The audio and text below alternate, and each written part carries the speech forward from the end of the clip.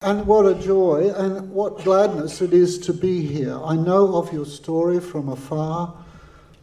It is not my story, and yet it very much is my story. And I think it's a bigger story than about your community.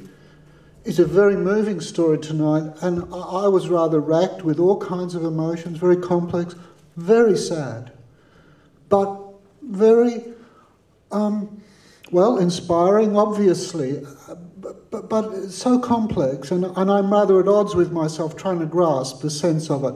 But this is life. The sheer complexity and the struggle strikes me as being the current story of all humanity in some ways. And it is also, strangely enough, it concurs with my feeling as an artist. It is the artist's story, or the individual story. What your community has been through in all its uncertainty, its doubt, its conflict, or even hearing Peter Kennedy say, "Oh, I wish they had have cut that bit out." I thought, no, Peter, all of it is good, all of it is yours, the broken bits, the things we are embarrassed about, we all have it. And this is what you seem to be asserting so beautifully in the world. And I cannot help but see, there was I'm not a great patriot in the obvious ways, but I felt a tremendous Australianness coming through here.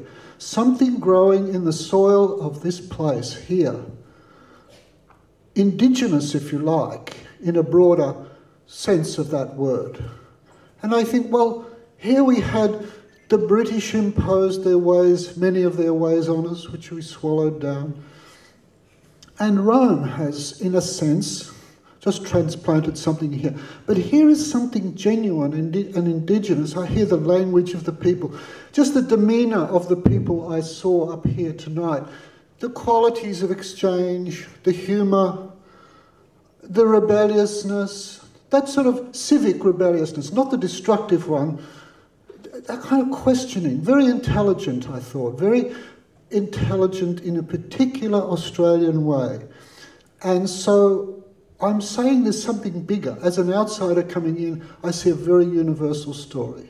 So it's about this community. It's about the individual journey we all would go on. Which life is not like this in the end? Which honest life, which life worth living is not like this, where we lose our way.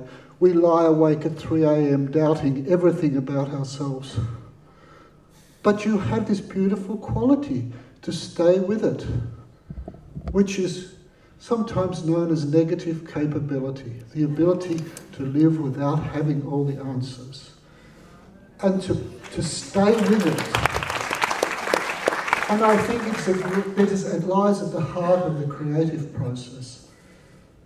Creativity is about getting in a mess and staying with the mess and losing yourself and losing your way and finding something and discovering something in this mess that you never knew existed before.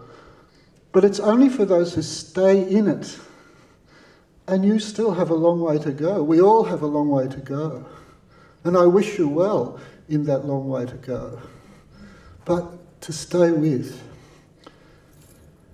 I guess I've probably said enough now. I'm just really so glad to be here, glad for you, glad that you're all sitting here together.